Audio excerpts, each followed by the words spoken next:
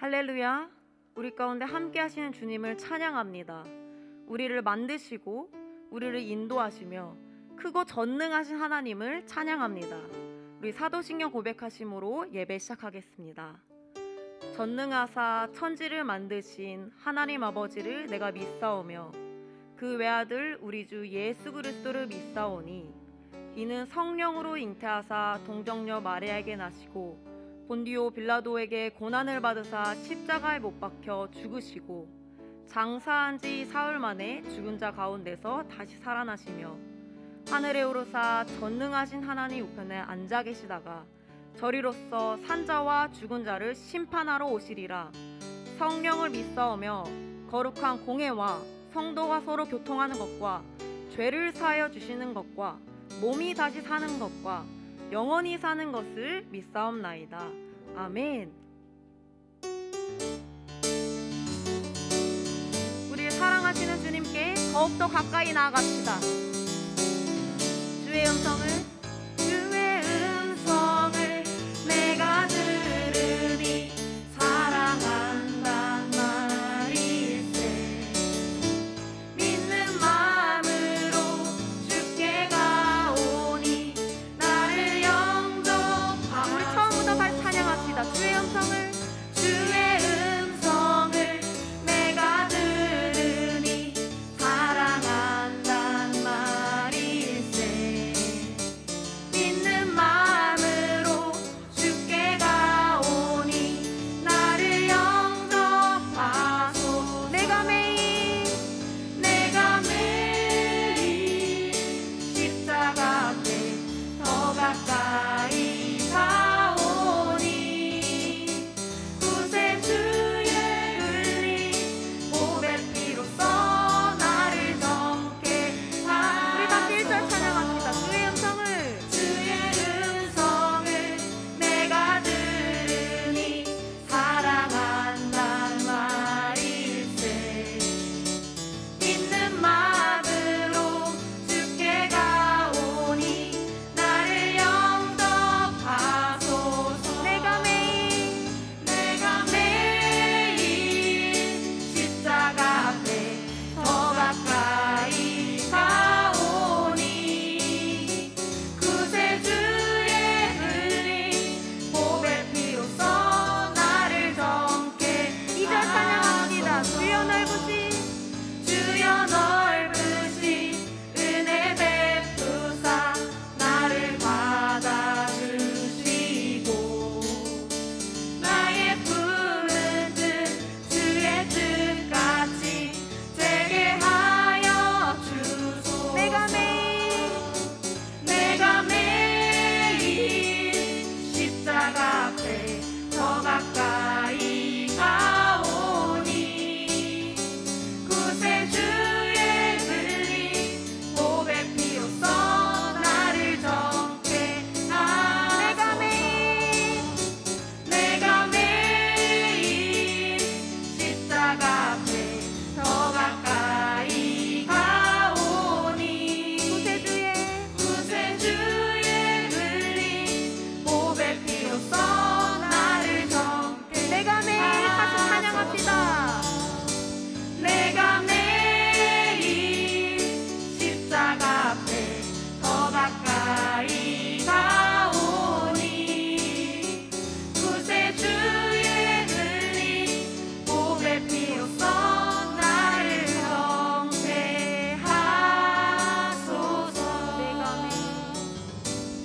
내가 매일 십자가 앞에 더 가까이 가오니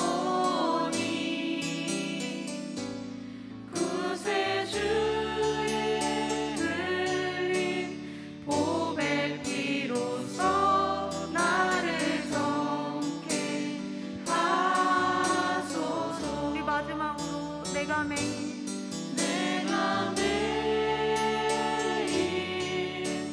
십자가 앞에 더 가까이 가오니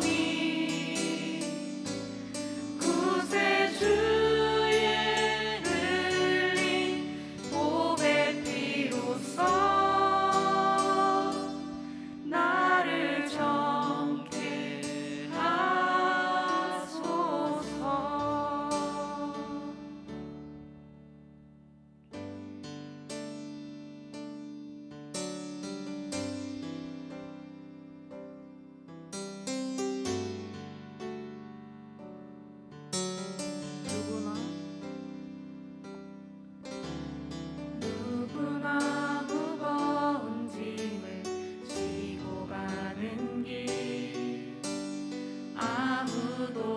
끝을 알 수 없네.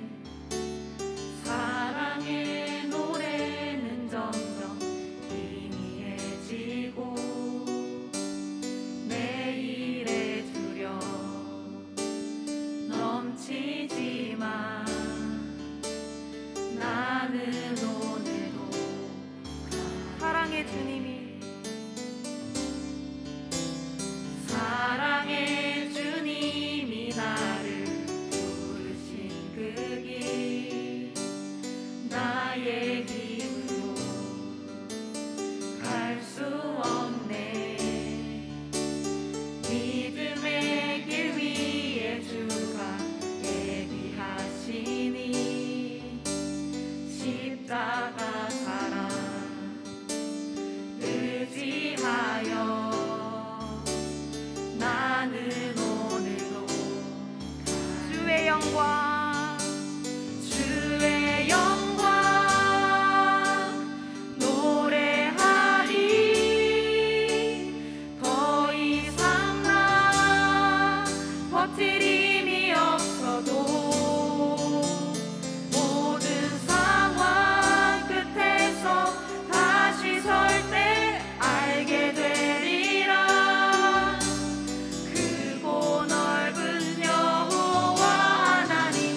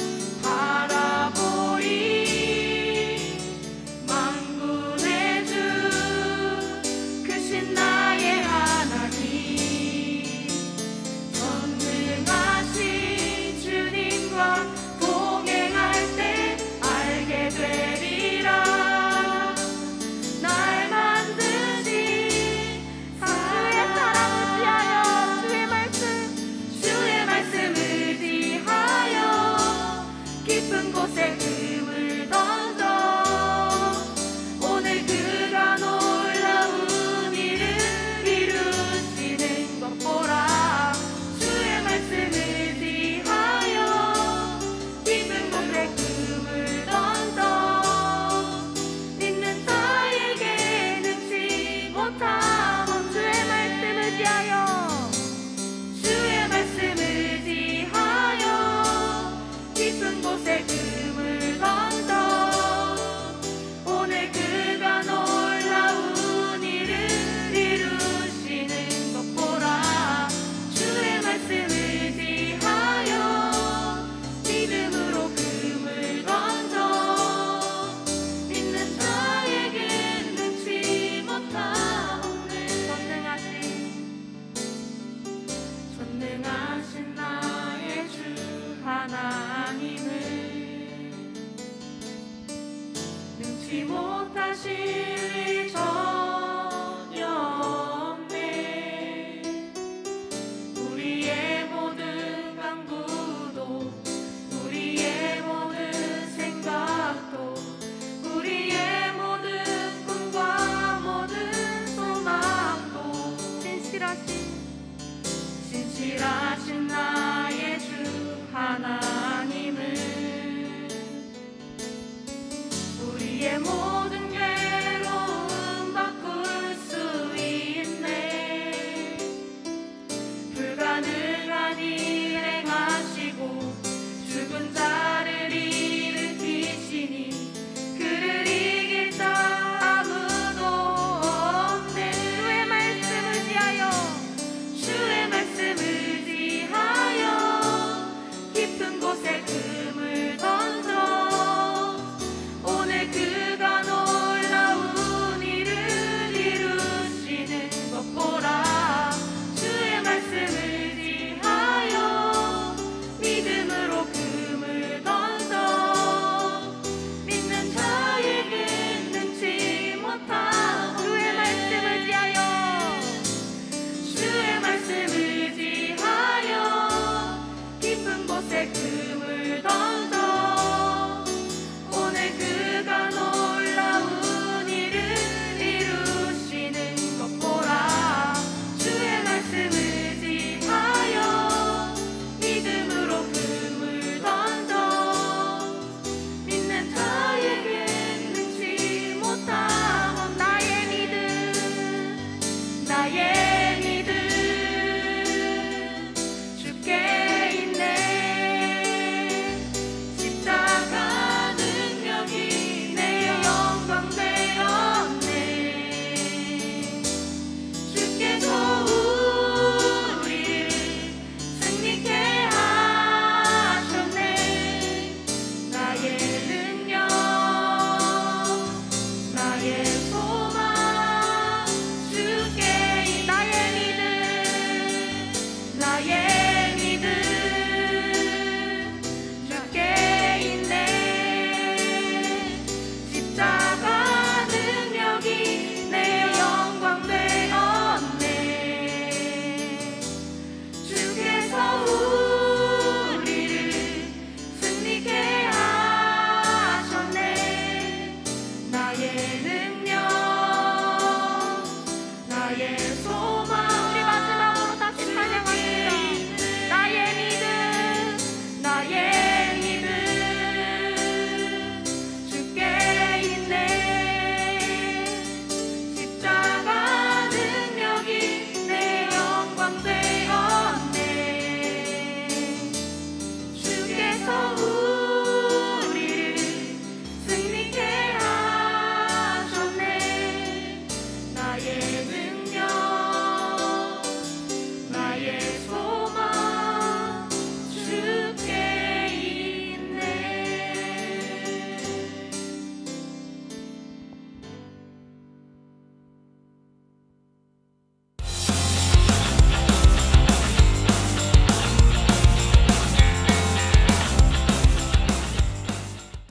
샬롬!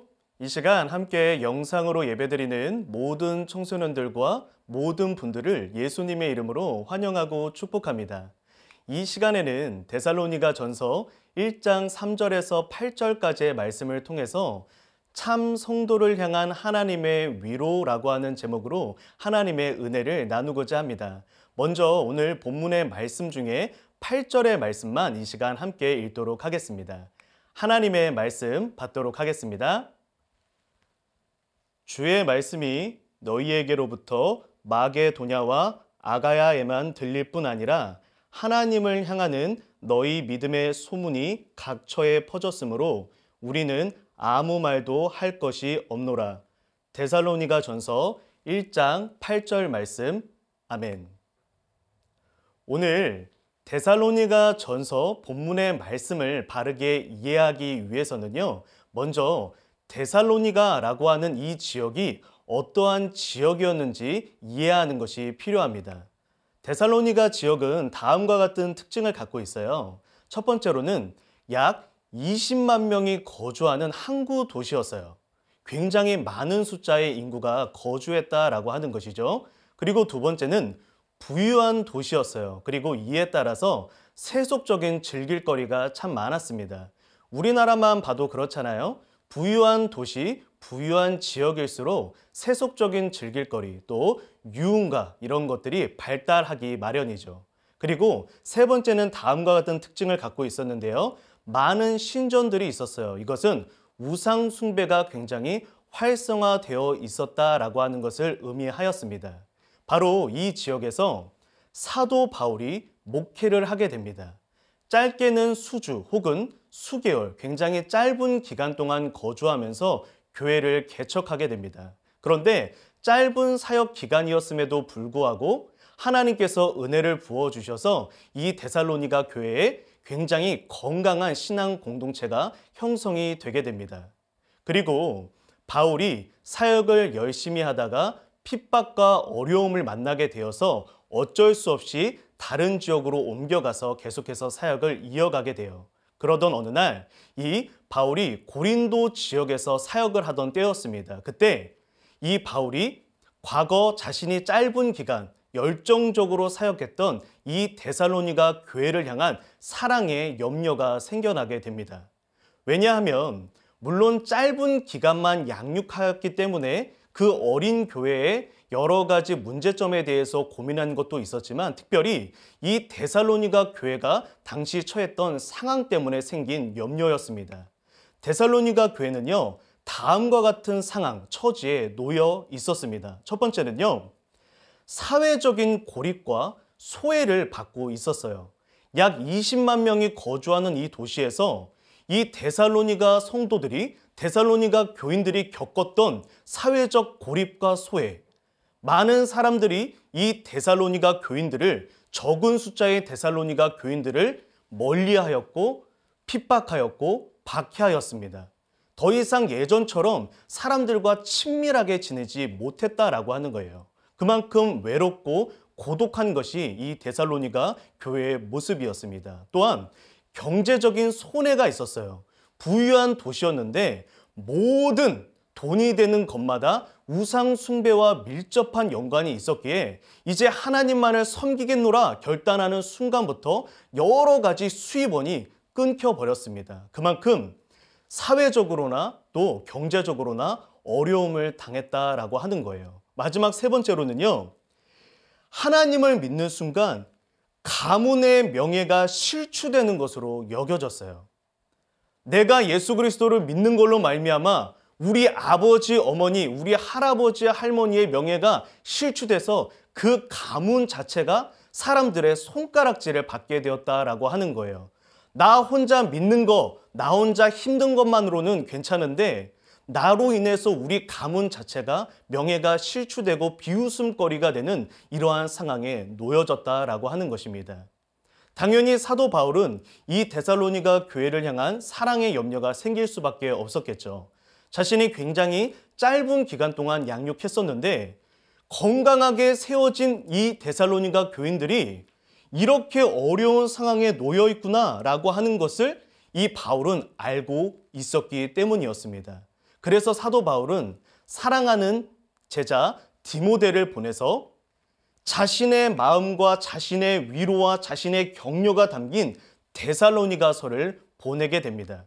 그들이 그 어려운 상황 가운데 지치지 않고 지금 가지고 있는 믿음과 신앙을 끝까지 유지할 수 있도록 위로와 격려를 담은 것이죠. 그리고 이것은 바울이라는 이 한 사람을 매개체로 한, 통로로 한 하나님의 위로이기도 하였습니다. 하나님께서는 데살로니가 교인들, 어려움과 난처함 속에서도 끝까지 하나님을 향한 믿음을 지키고 있는 이 데살로니가 교인들에게 바울을 통해 데살로니가 전서를 기록하게 하심으로 하나님께서 그들을 친히 위로하시고자 하시는 그 메시지가 이 데살로니가 전서에 담겨져 있다라고 하는 것입니다. 사랑하는 여러분, 예수님을 잘 믿는다는 건 때로 고통과 어려움이 수반될 때가 있습니다. 많은 사람들이 믿지 않는 속에서 나 혼자 믿음을 지킨다는 거 때로 외로운 일이에요. 아니, 모든 사람들은 그냥 말하고 싶은 거 편하게 말하고 하고 싶은 거 다 하는데 우리는 믿음 때문에 말하고 싶지만 말할 수 없을 때가 있고, 우리는 믿음 때문에 하고 싶지만 할 수 없을 때가 있지 않습니까? 또 많은 사람들이 야, 너는 왜 그렇게 인생을 답답하게 사니? 한 번뿐인 인생인데 그냥 즐겁게 살면 되지. 뭐가 그렇게 고민이 많고 뭐 하나 선택할 때마다 왜 그렇게 생각이 많니? 이렇게 우리는 때로 예수님을 잘 믿으면서 동시에 비웃음거리, 또 사람들의 비방거리, 여러 가지 답답하게 보이는 그러한 현실 속에 놓일 때가 있다라고 하는 것입니다. 그러나 분명하게 기억하기 바랍니다. 하나님은 이렇게 예수님을 잘 믿는 참 성도를 향해서 위로와 격려를 아끼지 않으시는 분이라는 것입니다. 오늘의 이 말씀을 나누는 가운데 저와 여러분 가운데 믿음 가운데 믿음으로 인해서 고통받고 어려웠던 것들이 있었다면 이 하나님의 위로와 격려가 우리에게 큰 소망이 되었으면 좋겠습니다.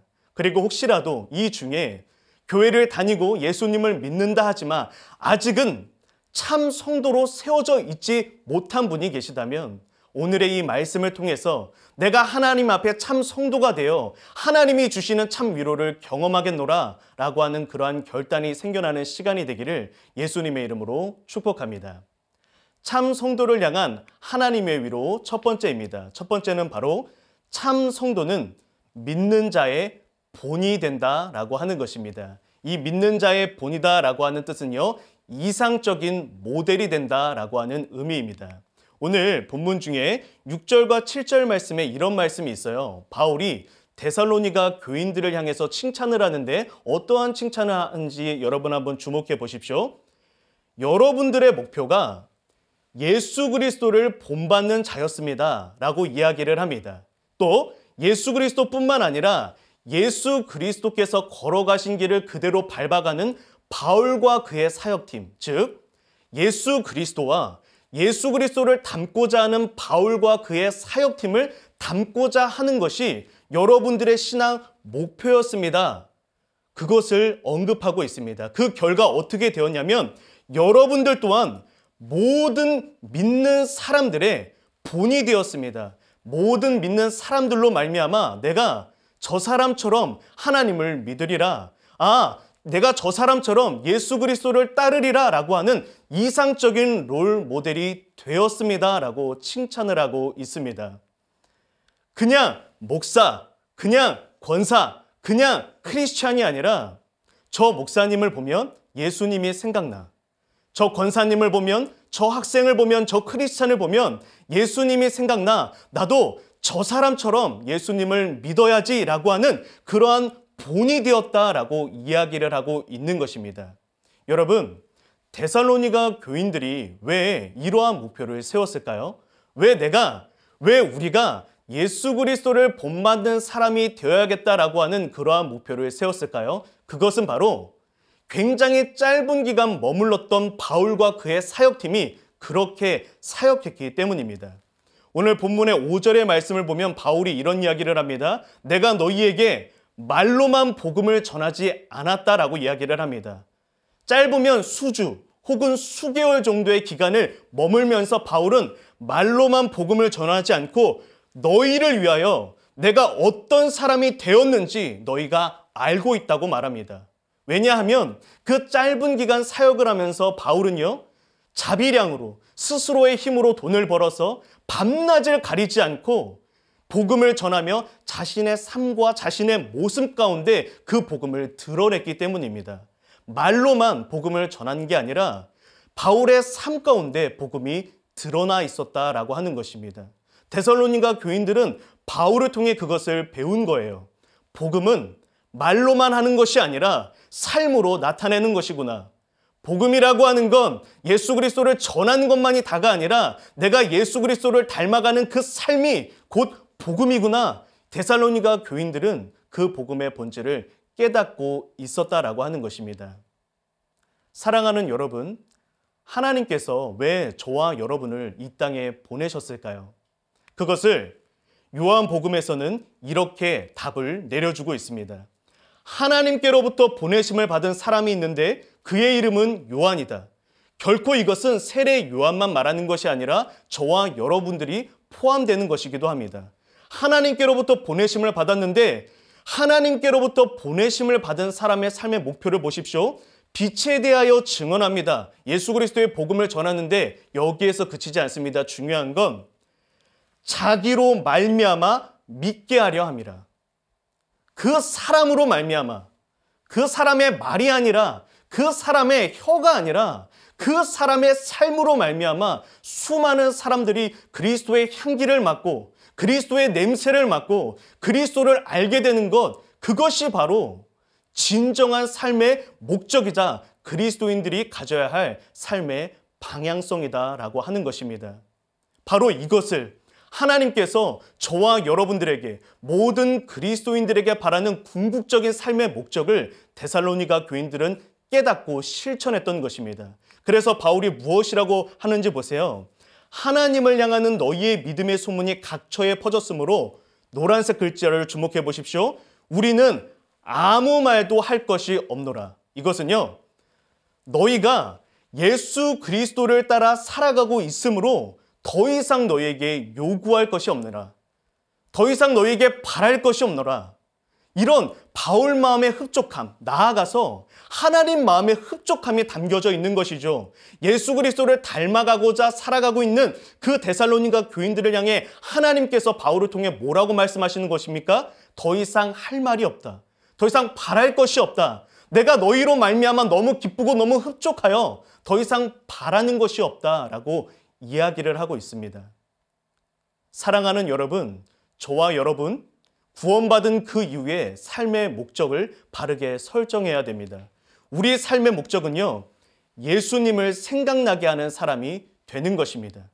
예수님을 전하는 사람, 예수님을 말로 가르치는 사람이 아니라 예수님을 생각나게 하는 사람, 그것이 저와 여러분들이 나아가야 할 삶의 방향인 줄로 믿습니다. 사도 바울은 이것을 성경 곳곳에서 이야기를 하는데요. 대표적으로 고린도 후서에서 우리를 향하여 그리스도의 향기이며 동시에 저와 여러분이 그리스도의 편지다라고 이야기를 하고 있습니다.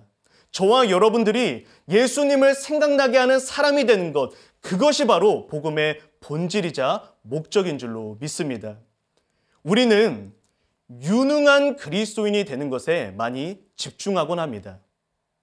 기능적으로 탁월한 그리스도인이 되려고 해요.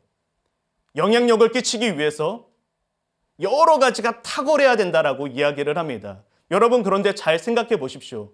베드로가 유능하였습니까? 유능하지 않았습니다. 그는 아무것도 가진 것이 없는 사람이었고 심지어 그의 성품마저 부족한 사람이었습니다. 여러분, 사도 바울은요, 외모가 너무나 볼품없어서 사람들의 놀림거리가 된 사람이었습니다. 그리고 성경의 증언에 따르면 바울은 글은 잘 썼으나 말은 글에 비해서 탁월하지 못했다라고 말하고 있습니다. 여러분, 구약을 생각해 볼까요? 다윗과 사울, 인간적으로는 누가 더 유능합니까? 사울이 훨씬 유능합니다. 키도 크고 멋지고 잘생겼고 모든 것을 갖춘 사람이었습니다. 그러나 다윗을 통해, 베드로를 통해, 사도 바울을 통해 하나님께서 성경 전체를 통해서 가르치는 것이 무엇입니까? 유능한 그리스도인이 되는 것이 중요한 것이 아니다.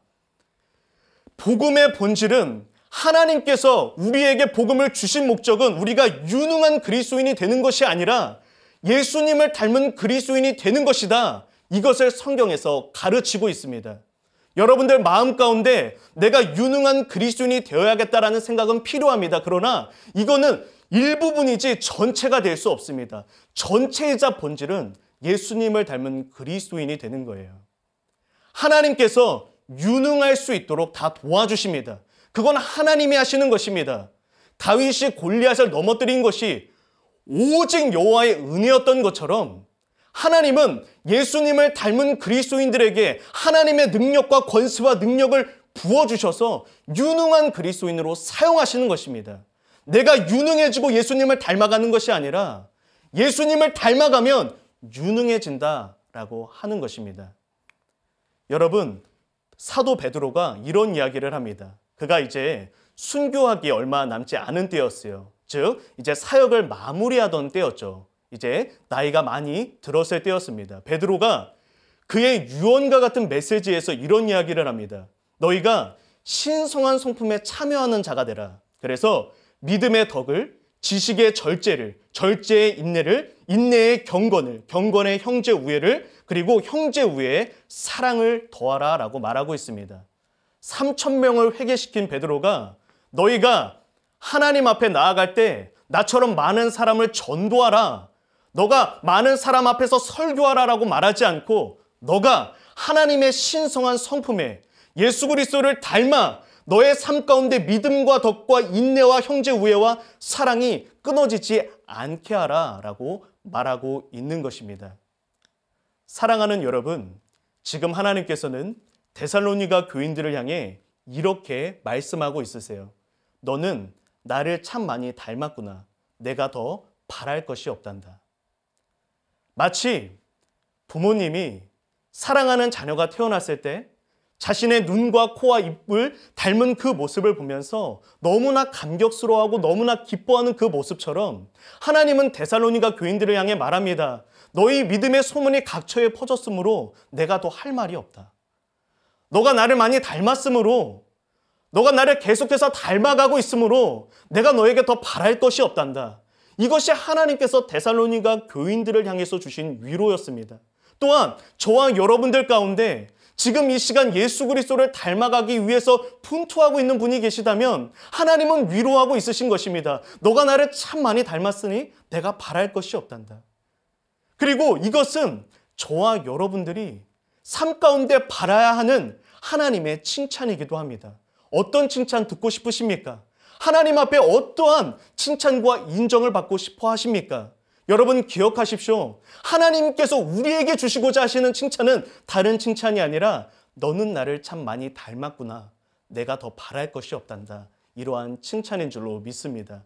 간절히 소망하기는 오늘의 이 칭찬이 저와 여러분들에게 위로가 되기를, 또한 이 땅을 살아갈 때 새로운 목표가 되기를 예수님의 이름으로 축복합니다. 두 번째입니다. 참 성도를 향한 하나님의 위로. 두 번째는 참 성도는 하나님의 택하심을 받은 자이다라고 하는 것입니다. 참 성도는 하나님의 선택을 받은 자이다라고 하는 것입니다.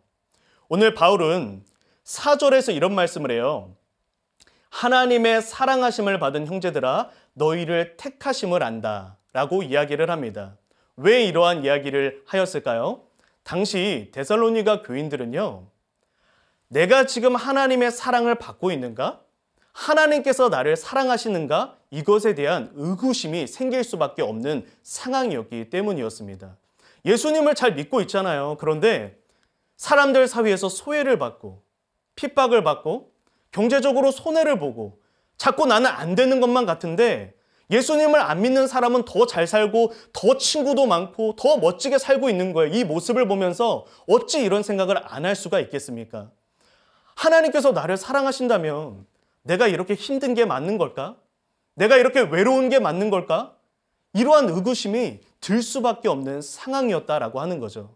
그래서 사도 바울은 이야기를 합니다. 너희는 하나님의 사랑하심을 받고 하나님의 선택을 받은 존재다라고 말합니다. 이때 이 하나님의 선택은요, 하나님의 소유가 되었다라고 하는 그러한 의미를 포함하고 있습니다. 시편 말씀을 보면 이런 말씀이 있어요. 하나님께서 자신의 특별한 소유로 택하셨다.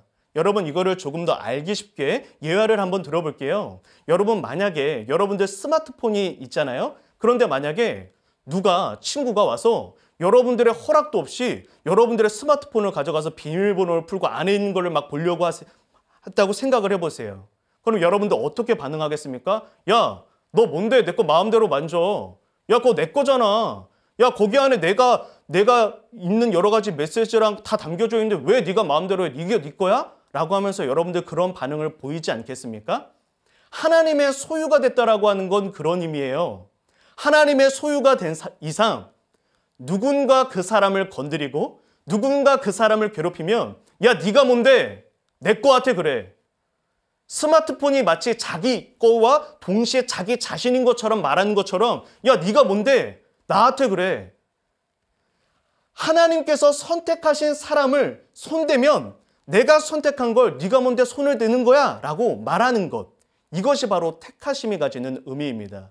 정리하자면 하나님과 하나가 되는 것, 마치 하나처럼 연합하는 것, 이것이 하나님의 선택하심의 의미입니다.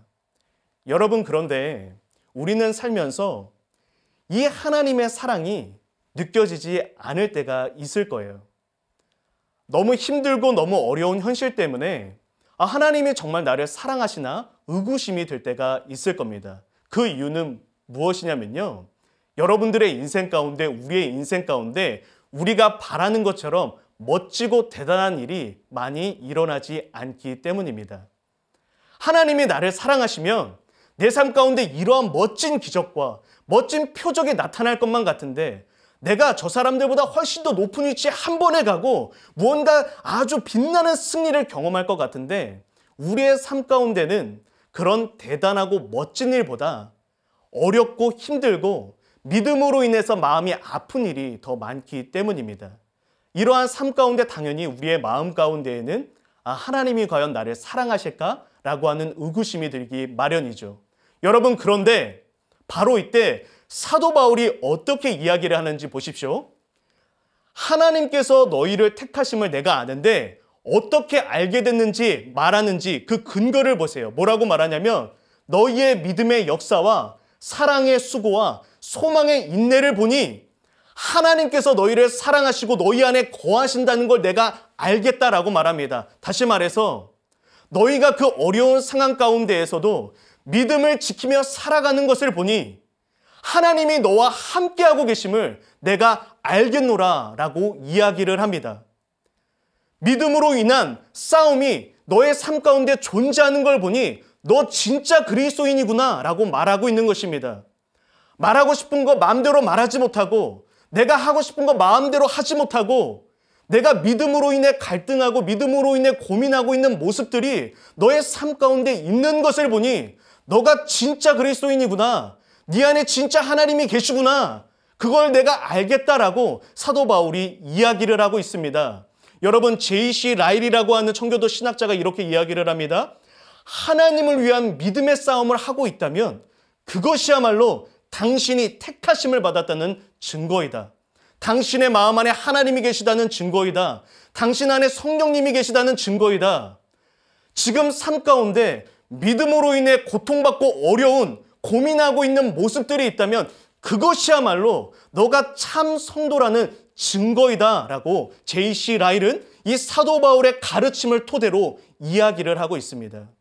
사랑하는 여러분, 멋지고 대단한 일, 그것만 하나님의 사랑을 나타내는 통로가 아닙니다. 멋진 기도응답도 필요하죠. 멋진 기적의 역사도 필요합니다. 그러나 그것만이 여러분들을 사랑하신다는 하나님의 증거는 되어질 수 없습니다. 하나님의 여러분들을 사랑하시고 하나님이 여러분들과 함께 하신다는 증거는 도리어 여러분들이 그 어려운 현실 가운데에서도 믿음을 지키면서 살아가고 있는 매일의 싸움들. 나도 마음대로 보고 싶은데 나는 믿는 사람이니까 저거 보면 안 돼. 나도 마음대로 험담하고 싶은데 나는 믿는 사람이니까 험담하면 안 돼. 모든 친구들이 마음껏 즐기고 마음껏 다 선택해도 나는 믿는 사람이니까 안 돼 라고 하는 여러분들이 고민하고 있는 그 삶의 흔적이 있다면, 믿음의 선한 싸움이 여러분들의 삶 가운데 있다면 그것이야말로 여러분들이 참 성도라는 증거가 되어진다라고 하는 것입니다. 여러분, 아까 사도 베드로가 이제 마지막 그 사역을 마무리하면서 했던 메시지를 기억하시나요? 자, 지금은 사도 바울이 그의 인생을 마무리하면서 가르쳤던 내용에 대해서 살펴보도록 하겠습니다. 무엇이라고 말하냐면요, 내가 선한 싸움을 싸웠기 때문에 이제 후로는 나를 위한 의의 면류관이 준비되어져 있다라고 말합니다. 바울은 말하는 것입니다. 바울 인생에 수많은 기적과 이적들이 나타났어요. 그런데 그것 때문이 아니라, 그 수많은 기적과 이적이 하나님이 바울을 사랑한다는 증거가 아니라, 나의 삶 가운데 선한 싸움이 있었던 걸 보니까, 내가 믿음 때문에 고민하고 싸웠던 그 증거가 있는 걸 보니까 나 진짜 그리스도인 맞아서 의의 면류관을 쓰게 될 것이다 라고 이야기하고 있는 것입니다. 사랑하는 여러분, 오늘 이 메시지를 여러분들이 기억했으면 좋겠습니다. 지금 하나님께서는 바울을 통해 데살로니가 교인들에게 이렇게 말하고 있습니다. 너는 나의 사람답게 살고 있구나. 내가 너로 인하여 기뻐한단다. 믿음을 가지고 예수 그리스도를 믿는 믿음으로 산다는 건 이 땅에서의 삶 가운데 선한 싸움을 싸우며 살아간다는 것을 의미합니다. 하나님을 모르는 수많은 사람 속에서 하나님의 사람이 되면 모든 것이 다 암흑인데 여러분만 빛이 되면 당연히 그 빛을 향한 공격이 있을 수밖에 없죠. 그렇기 때문에 여러분들의 삶 가운데 믿음의 고민과 믿음의 아픔이 있는 것입니다. 여러분들 삶 가운데 믿음으로 인해 고통받고 어려운 현실이 있다면, 고민하고 있는 삶의 흔적이 있다면, 그건 하나님이 여러분들을 미워해서 주는 게 아니에요. 여러분들을 징계하는 것도 아닙니다. 도리어 여러분들이 하나님의 사랑을 충만히 받고 있다는 증거가 되는 것입니다. 간절히 바랍니다. 여러분들 삶 가운데 하나님을 위한 믿음의 선한 싸움이 있으십니까? 그 믿음의 선한 싸움이 있는 사람은 하나님의 위로를 경험하게 됩니다. 만약 여러분들 중에 지금 그 믿음의 선한 싸움에서 후퇴하여 세상과 함께 즐기며 살아가고 있는 그러한 분이 계시다면 결단하십시오. 믿음의 선한 싸움을 살지 않는다면 참 그리스도인이 될 수 없다라고 하는 것입니다. 오늘의 설교를 이렇게 한 문장으로 요약하고자 합니다. 참 성도는 믿음의 선한 싸움을 싸우며 예수 그리스도를 닮아가는 사람이다. 하나님은 이 땅에서 참 성도를 보고자 하십니다. 그리고 참 성도에게 하나님의 칭찬과 위로를 아끼지 않으십니다. 근데 그 참 성도는 어떤 사람이라고요? 유능한 사람? 수많은 사람을 전도한 사람? 아니면 여러분들이 생각할 것만큼 높은 위치에서 무언가 떵떵거리며 하나님의 살아계심을 선포하는 사람? 그런 사람뿐만 아니라 하나님이 정말로 원하는 참 성도는 믿음의 선한 싸움을 오늘도 감당하며 오늘도 예수 그리스도를 닮아가기 위해 애쓰는 사람, 이 사람이 하나님 앞에 참 성도요, 하나님의 위로를 경험하게 된다는 것입니다. 성경은 모든 것을 통해 증언합니다. 데살로니가 교인들을 통하여, 사도 베드로를 통하여, 사도 바울을 통하여 증언합니다. 참 성도는 믿음의 싸움을 싸우며 예수 그리스도를 닮아가는 사람이다. 이 시간 간절하게 소망하기는 저와 여러분들 가운데 이러한 분명한 신앙의 목표가 다시금 세워지기를 바라며, 특별히 이 목표로 인해 달려가고 있는 분이 계시다면 지금 살아가고 있는 그 삶의 여정이 옳은 여정이니 낙심하지 말고 꿋꿋하게 끝까지 그 믿음을 지켜낼 수 있기를 예수님의 이름으로 축복합니다. 우리 이 시간 함께 기도하며 나아가도록 하겠습니다. 먼저 기도할 때는 하나님, 제가 예수 그리스도를 본받는 자가 되게 하여 주시옵소서라고 하는 기도 제목으로 하나님께 나아가도록 하겠습니다. 하나님, 내가 보는 것, 내가 듣는 것, 내가 말하는 것, 내가 삶으로 행하는 모든 것들이 예수 그리스도가 묻어나는 삶이 되어질 수 있도록 은혜를 더하여 주옵소서. 복음을 말로 전하고 머리로 하는 가짜 그리스도인이 아니라 삶으로 예수 그리스도를 드러낼 줄 아는 참 성도가 될 수 있게 하여 주시옵소서. 이 시간 주여 한번 부르짖고 통성으로 기도합니다.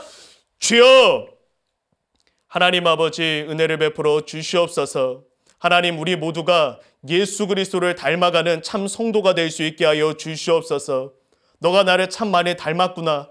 내가 더 바랄 것이 없노라 라고 말씀하시는 그 하나님의 칭찬이 우리를 향한 칭찬과 위로가 되기를 소망합니다. 하나님께서 우리를 보실 때, 나를 보실 때 너는 나를 참 많이 닮았구나, 너는 정말 나를 많이 닮았구나 말씀하실 수 있는 그러한 성도로 하나님 앞에 살아갈 수 있도록 은혜를 더하여 주시옵소서. 예수님을 생각나게 하는 사람, 예수님의 향기를 바라는 사람, 예수님의 편지가 되는 사람으로 우리가 이 땅에서의 삶을 살아갈 수 있도록 은혜를 더하시고 함께하여 주시옵소서. 두 번째로 기도하도록 하겠습니다. 두 번째로 기도할 때는 하나님, 제가 이 땅에서의 삶 가운데 믿음의 선한 싸움에서 승리할 수 있게 하여 주시옵소서. 예수 그리스도를 믿다 보면 그 믿음으로 말미암아 고민하고 갈등할 때가 있습니다. 마음껏 할 수 있고 마음껏 할 수 있지만 믿음 때문에 할 수 없을 때가 있습니다. 그 믿음의 선한 싸움을 싸울 때마다 오직 여호와 하나님을 바라보며 끝까지 승리할 수 있도록 은혜를 더하여 주시옵소서. 이 시간 주여 한번 부르짖고 통성으로 기도합니다. 주여, 하나님 아버지 은혜를 더하여 주시옵소서. 하나님 앞에 믿음의 선한 싸움을 살아가는 우리 모두가 될 수 있게 하여 주시옵소서.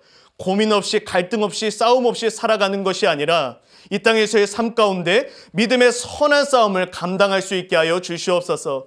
하고 싶은 거 다 하고 보고 싶은 거 다 보고 말하고 싶은 거 다 말하면서 사는 것이 아니라 믿음 때문에 하지 않고 믿음 때문에 말하지 않고 믿음 때문에 행하지 않는 믿음의 선한 싸움이 우리 삶의 모든 여정마다 묻어나고 생겨나고 피어날 수 있도록 하나님께서 은혜를 더하여 주시옵소서. 은혜를 더하여 주시옵소서. 하나님, 오늘 참 성도를 향한 하나님의 위로가 무엇인지를 깨닫게 되었습니다. 하나님, 우리가 여호와 하나님 앞에 참 성도로 살아갈 수 있도록 은혜를 더하여 주시옵소서. 예수 그리스도를 본받는 자, 믿음의 선한 싸움을 싸우는 자로 하나님 앞에 살아갈 수 있도록 도와 주시옵소서.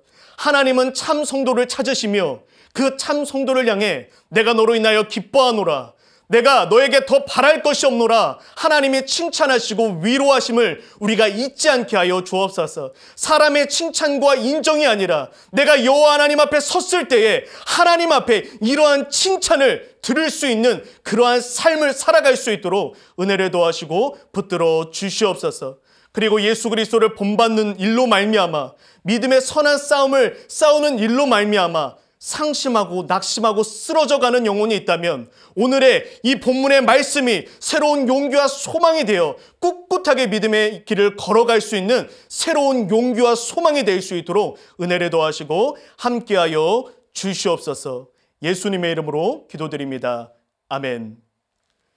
지금은 우리를 죄와 죽음에서 건지신 주 예수 그리스도의 은혜와 하나님의 영원토록 변함없는 신실하신 사랑과 성령님의 감동감화 교통 충만케 하심이 이 시간 참 성도가 되어 예수 그리스도를 본받으며 믿음의 선한 싸움을 싸우며 살아가기를 결단하는, 함께 예배하는 모든 자들의 인생 가운데 이제로부터 영원토록 함께 하시기를 축원하옵나이다. 아멘. 이상으로 11월 1일 주일 영상 예배를 마치도록 하겠습니다. 한 주간의 삶 가운데에도 예수 그리스도를 본받으며 믿음의 선한 싸움을 살아가는 은혜가 있기를 예수님의 이름으로 축복합니다. 감사합니다.